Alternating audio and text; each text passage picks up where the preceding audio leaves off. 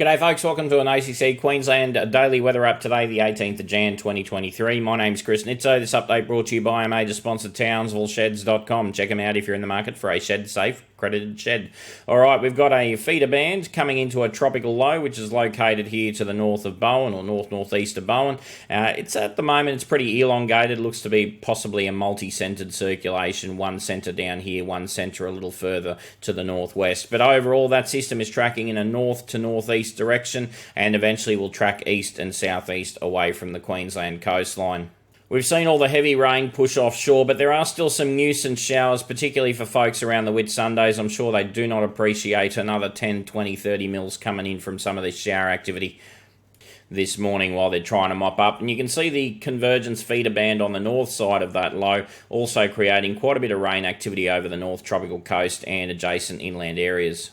Outside of that, we've got dry air pushing up into the Gulf, and just ahead of that dry air, we're seeing increasing showers and thunderstorms through the Gulf of Carpentaria. They're going to push into the Cape York Peninsula region. We're going to see quite an active weather day there across the Cape today. Isolated showers also around central eastern Queensland, and a very isolated shower or two around southeastern Queensland.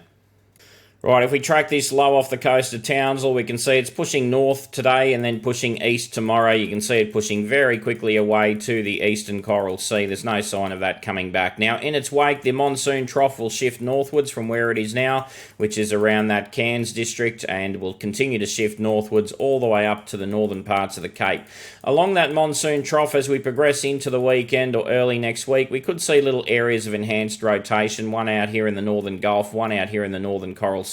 We'll have to keep an eye on both of those, but neither of those are showing too much interest in deepening into tropical cyclones at this stage. But there are a couple of areas of rotation we'll need to watch as we go into early next week along a very weak monsoon trough. Alright, so where's the rain today? Scattered showers and thunderstorms up around the Cape, as I mentioned, potentially around the north tropical coast too, where that trough intersects the coastline and within a sort of 100 kilometres either side of it.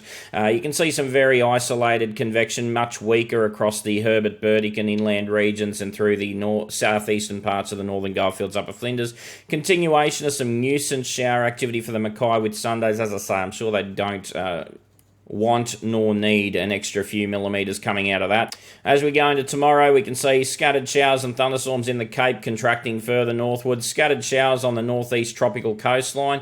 I'd say they probably won't be quite as dramatic there around the Burdekin. And once again, a few more nuisance showers around the Mackay Whitsundays coastline on that southeasterly flow, but nothing heavy in those. But, another one of those 10, 20 millimetre days potentially through pockets of this coastline is definitely unwelcome and unappreciated. Further southwards, we see increasing showers and thunderstorms across the southern interior and central interior parts of the state.